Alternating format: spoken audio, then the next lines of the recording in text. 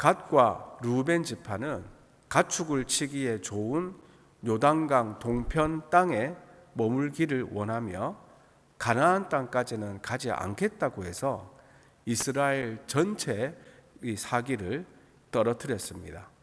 이에 모세가 경노하며 이들을 책망합니다. 모세의 경고를 들은 이들은 양심의 가책을 느끼고 협상안을 제시합니다. 그렇습니다. 공동체를 어렵게 하는 결정이라면 마땅히 수정이 필요합니다. 그래서 그들도 반드시 가나안 땅 정복 전쟁에 참여하겠다고 하고, 다만 가족과 가축을 남겨두고 가야 하기에 먼저 성읍을 건축하고 우리를 지은 후에 가겠다고 합니다. 그들은 선발대가 되어서 싸우고 전쟁이 끝날 때까지 함께할 것이며 요단강 서쪽에서는 기업을 받지 않겠다고 약속합니다. 이렇게 갓과 루벤 자손은 이기적인 태도를 바꾸어서 이스라엘 전체의 승리를 위해 헌신할 것을 다짐합니다. 이들은 자신들의 바람을 피력하면서도 분리가 아닌 화합을 추구했습니다. 그렇습니다. 지도자의 권면과 책임을 귀담아 듣고 받아들일 때 하나됨이 회복됩니다. 이들처럼 잘못된 결정을 하더라도 책망과 경고를 달게 받고 매사에 공동체의 유익을 우선시하며 맡은 일에 끝까지 책임을 다하는 성도님들이 되시기를 바랍니다. 이에 모세는 갓과 루벤 자손의 협상안을 조건부로 수락합니다. 모세는 그들이 이행할 책임과 의무를 상기시키며 여호와 앞에서라는 말을 20절부터 23절까지 7번이나 언급합니다. 이는 왕이신 하나님이 가나안 정복 전쟁의 주권자임을 강조한 것입니다. 또한 갓과 루벤 자손이 모세가 아니라 하나님 앞에서 약속하고 있음을 강조한 것입니다. 그들의 약속을 하나님이 주목하고 계심을 주지시키신 것입니다. 뿐만 아니라 이 여호와 앞에서라는 말은 하나님을 증인으로 삼는다는 뜻도 포함합니다.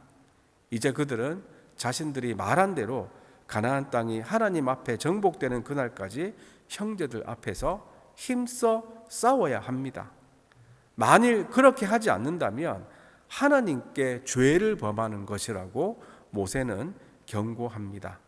그러자 갓과 루벤 자손은 자신들의 책임과 약속 그리고 헌신을 재차 다짐합니다. 이렇게 약속은 마음을 다한 헌신으로 이어져야 합니다. 내가 한 약속을 이행하는 것이 신실하신 하나님을 따르는 일임을 잊지 마시기 바랍니다. 사실 하나님의 일을 가로막는 가장 큰 장애물은 헌신하지 않는 나입니다. 하나님께 자신을 드리는데 실패하는 사람은 충성이 필요할 때 자기 안위부터 챙기고 희생을 요구받으면 손익부터 계산합니다. 그래서 모세는 갓 지파와 루벤 지파에게 온전한 헌신을 다짐받습니다. 여호와 앞에서라는 표현도 진정한 헌신이 무엇인지 생각하게 합니다. 헌신은 하나님 앞에서 한 약속에 충실한 태도며 하나님을 기쁘시게 하는 순종과 섬김임을 기억하시기 바랍니다. 왕이신 하나님이 우리에게 요구하시는 것은 많은 업적을 세우는 것이 아니라 그의 명령에 대한 복종입니다. 오늘 본문은 모세가 이 갓과 루벤 자손의 요청을 제사장 엘르아살, 여호수아 그리고 각 지파의 우두머리들에게 공식적으로 알리는 사건을 말씀합니다. 그렇습니다. 공적인 일은 투명하고 분명하게 다루어야 합니다. 요단강 동쪽 땅을 차지하겠다는 두 지파의 이 요청은 개인적인 사안이 아닌 이스라엘 전체와 관련된 일이기에 모세는 이를 공적으로 알려서 확정 짓고자 합니다. 그러자 갓과 루벤 자손도 이스라엘의 대표자들에게 자신들이 무장하고 가나안 땅으로 건너가 싸울 것을 말하며 그들의 약속과 헌신을 모두 앞에서 선포합니다. 공식적으로 선포합니다. 이 일을 처리하는 지도자의 투명하고도 분명한 자세가 공동체의 다양한 목소리를 하나 되게 하고 구성원들로 하여금 자신의 책임과 의무를 다하게 합니다. 투명하고 공정한 자세를 유지하며 다양한 목소리를 들을 수 있는 지도자가 될 수 있도록 저를 위해서도 항상 기도해 주시기를 바랍니다. 이렇게 갓과 루벤 자손이 분명하게 약속하자 모세는 그들의 요구대로 요단 동쪽의 땅을 분배해 줍니다. 그런데 이 두 지파 외에 이때 므낫세 지파 반에게도 그 땅을 분배해 줍니다. 지금까지는 이 두 지파, 갓 지파와 루벤 지파가 계속해서 이 요단강 동쪽 땅에 살았으면 좋겠다고 그렇게 이야기를 했는데 갑자기 여기서 므낫세 지파 반이 등장을 하고 그들에게도 이 요단강 동쪽의 땅을 분배해 줍니다. 왜 그럴까요? 그 이유는 므낫세 지파 중 일부가 이미 그 지역을 정복하고 정착해서 살고 있었기 때문입니다. 여호수아 13장은 므낫세 자손 중 마길의 자손 야일 등이 이미 바산 지역 성읍들을 점령하고 살고 있었다고 말씀합니다. 오늘 본문에도 이 마길과 야일이 등장하지요. 뿐만 아니라 이 므낫세 지파는 이스라엘 12지파 가운데 인구가 많고 강력한 지파로서 그 일부가 요단강에 정착하면 군사적으로 경제적으로 훨씬 안정될 것이라는 실질적인 이유도 있었습니다. 이 두 지파를 돕기 위해서 므낫세 반지파도 거기에 정착하게 한 것입니다. 어제도 말씀드렸지만 입다가 바로 므낫세 지파이고 길르앗 출신의 사사입니다. 사사 입다가 길르앗을 호시탐탐 노리던 암몬을 완전히 물리치지 않습니까? 이렇게 두 지파가 이기적인 결정을 했음에도 불구하고 하나님은 선하게 역사하십니다. 합력해서 선을 이루시는 하나님을 항상 믿으시기 바랍니다. 이들이 분배받은 땅은 이스라엘이 이미 점령한 아모리 왕 시혼, 바산 왕 옥의 영토입니다. 그들은 이곳에 견고한 성읍을 건축하고 가축을 기를 우리를 지으며 가족을 위한 삶의 터전을 마련합니다. 므낫세의 아들 마길의 자손은 길르앗에 사는 아모리 사람들을 쫓아내고 그곳에 정착합니다. 그들은 새로 건축한 성읍에 새 이름을 부여하면서 자신들의 영역을 적극적으로 확장해 나갑니다. 야일은 그곳의 촌락들을 빼앗고 하봇 야일이라고 불렀는데 하봇 야일은 야일의 촌락이라는 뜻입니다. 야일스타운 이런 뜻입니다. 자신들의 이름을 붙일 정도로 그곳에 확실하게 정착했다는 뜻입니다. 이렇게 므낫세 지파가 길르앗 땅을 확실하게 장악하다 보니 후에는 요단강 동편 전체를 길르앗이라고 부르게 됩니다. 그렇습니다. 우리들도 공동체를 위해 책임을 다할 때 하나님은 새로운 기회를 허락하십니다. 성도들도 그 기회를 감사함으로 잘 활용해야 합니다. 여러분, 구원은 값없이 주시는 선물이지만 상급은 수고에 따라 주어집니다. 그렇다고 상급이 최종 목적이 될 수는 없습니다. 예수 믿음으로 칭의와 영생이라는 귀중한 선물을 이미 받았기 때문입니다. 그러니 하나님 나라를 위한 수고는 은혜와 약속에 대한 합당한 반응입니다.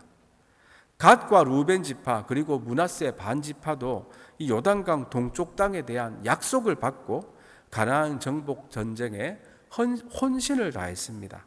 그 결과 비옥한 요단강 동쪽 땅을 상급으로 받았습니다. 하나님은 그의 백성의 수고를 기억하시고 상급을 주시는 분입니다. 구원받을 뿐만 아니라 하나님 나라를 위해 수고함으로 많은 상급도 받는 복된 성도님들이 다 되시기를 간절히 바랍니다. 여러분, 나의 정체성은 내가 어떤 문제에 헌신하느냐에 따라 결정됩니다. 영혼 또는 마음이 작은 사람은 작은 문제밖에 안 보입니다. 더 안전하고 편리하게 살 방법, 주름을 조금이라도 덜 보이게 할 방법, 짜증나는 이웃의 코를 납작하게 할 방법, 이런 사소한 문제들에 관심을 갖습니다. 그러나 영혼이 큰 사람은 큰 문제에 관심을 쏟습니다. 전 세계의 극심한 빈곤을 끝낼 방법, 보호가 필요한 아이들에게 양질의 교육을 제공할 방법, 도시의 아름다움과 선함을 불어넣을 방법 등에 관심을 갖습니다. 크리스찬이라면 이 하나님 크기의 문제에 도전해야 합니다. 하나님은 문제를 해결하는 일에 사람들을 부르십니다. 한 경영 컨설턴트 전문가는 이렇게 말합니다. 점점 더 큰 문제를 해결할 의지와 능력이 있다는 것은 우리의 힘과 역량이 증가하고 있다는 뜻이다. 더 큰 문제에 쏟을 에너지를 축적하려면 작은 문제에서 해방되어야 한다. 그렇습니다. 성장이란 문제를 피하는 능력이 커지는 것이 아니라 오히려 더 크고 위대한 문제를 다룰 능력이 생기는 것입니다. 여러분, 지금 우리들은 어떤 문제를 해결하기 위해 혼신의 힘을 쏟고 있습니까?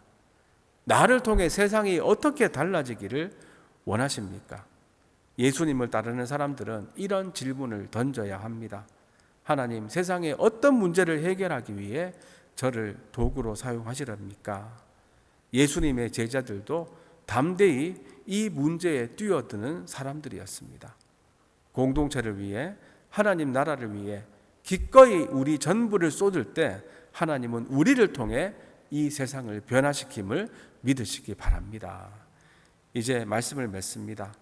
책망을 들은 갓과 루벤 자손들은 자신들의 생각을 수정하고 협상안을 제시하자 모세는 그 제안을 받아들였습니다. 잠시 잘못된 생각과 판단을 했다 할지라도 바른 책망의 소리를 듣고 즉시 돌이키는 성도님들이 되시기를 바랍니다. 이에 그치지 않고 모세는 이 사실을 공식적으로 알리며 투명하게 이 일을 처리합니다. 그리고 갓과 루벤 자손들에게도 다시 한번 그들의 헌신을 이스라엘 백성들 앞에서 공식적으로 선포하게 합니다. 이렇게 공적인 일은 투명하고 공정하게 다루어야 함을 잊지 맙시다. 이런 모세의 지도력이 있었기 때문에 이스라엘은 한호됨을 잃지 않았습니다. 그런데 모세는 이 두 지파 외에 인구도 많고 강력한 지파 중에 하나인 므낫세 지파 반에게도 요단강 동쪽에 있는 길르앗 땅을 분배합니다. 이는 갓과 루벤의 정착에 도움을 주기 위한 하나님의 은혜입니다. 우리들의 이기적인 결정에도 불구하고 회개하고 주님의 뜻을 따르려고 하면 하나님이 선한 길로 인도하심을 믿으시기 바랍니다. 결국 이들은 하나님과 한 약속을 신실하게 지키며 가나안 땅 정복에 앞장섰기 때문에 그들이 원했던 요단강 동편의 땅을 얻게 됩니다.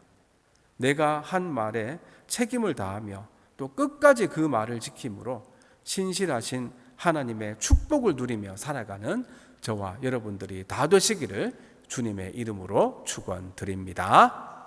기도합니다. 하나님 아버지, 감사합니다. 오늘 말씀을 통하여 갓과 루벤 지파가 자신들의 이기적인 결정을 공동체를 위한 협상안으로 보완하는 겸손함을 나누게 하시니 감사합니다. 또한 이 공적인 결정을 투명하고 분명하게 처리하는 모세의 리더십을 보게 하시니 감사합니다. 우리들도 공적인 일일수록 투명하고 공정하게 다루는 주님의 일꾼들 다 되게 하여 주시옵소서. 또한 므낫세 지파 반을 함께 요단강 동편으로 보내셔서 이들을 도와주시는 하나님의 은혜를 보게 하시니 감사합니다.